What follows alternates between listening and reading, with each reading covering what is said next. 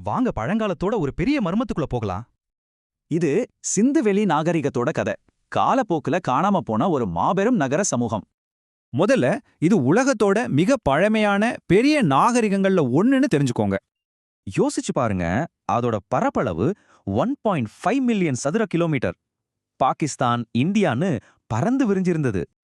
சரி, இந்த நாகரிகத்தோட சிறப்பே அவங்களோட நகர அமைப்பு தான். அந்த இடிபாடுகளே ஒரு கதை சொல்லும். வீதிகள்லாம் சரியான கட்டம் போட்டு நகரத்தையே ரெண்டா பிரிச்சு மூடுன சாக்கடை வசதி எல்லாம் பண்ணிருக்காங்க. மொகஞ்சதாரோல இருந்த இந்த பெரிய குளம் சடங்குகளுக்காக இயற்கை தாரை வச்சு கட்டப்பட்டிருக்கு. அவங்க பயன்படுத்தின செங்கற்கள் கூட ஒரே அளவுல இருக்கு. இது ஒரு வலுவான நிர்வாகத்துக்கு அடையாளம். அவங்க தொழில்நுட்பமும் ரொம்ப சுவாரஸ்யமானது. பருத்தி தங்கம் தெரியும், ஆனா இரும்பும் குதிரையும் தெரியாது. விவசாயம், செபுமாடுகளை வளர்க்கறது, அப்புறம் பரவலான வர்த்தகம், இதுதான் அவங்க பொருளாதாரம். அவங்க வர்த்தகம் மெசபடோமியா வரைக்கும் போயிருக்கு. அவங்க நம்மள மெழுகான்னு கூப்பிட்டுருக்காங்க. ஆனா அவங்க விட்டுட்டு போன பொருட்கள் சொல்ற கதைகள் தான் ரொம்பவே பவர்ஃபுல். இந்த சின்ன வெண்கலச் சிலை அவங்களோட உலோகவியல் திறனுக்கும் கலைக்கும் ஒரு பெரிய சாட்சி. இந்த பூசாரி அரசன் சிற்பம் ஒரு தெளிவான தலைமை இருந்த ஒரு கட்டமைக்கப்பட்ட சமூகத்தை காட்டுது.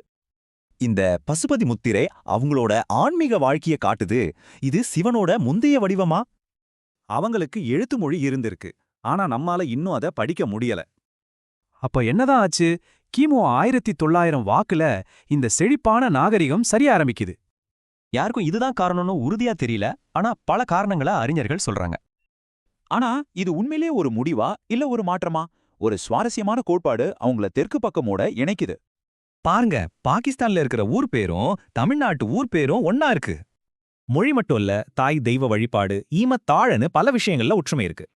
ஒருவேளை அந்த சிந்து எழுத்துக்களை நம்ம படிச்சுட்டா நம்ம வரலாற்றோட வேற என்ன ரகசியங்கள்லாம் வெளியே வரும்?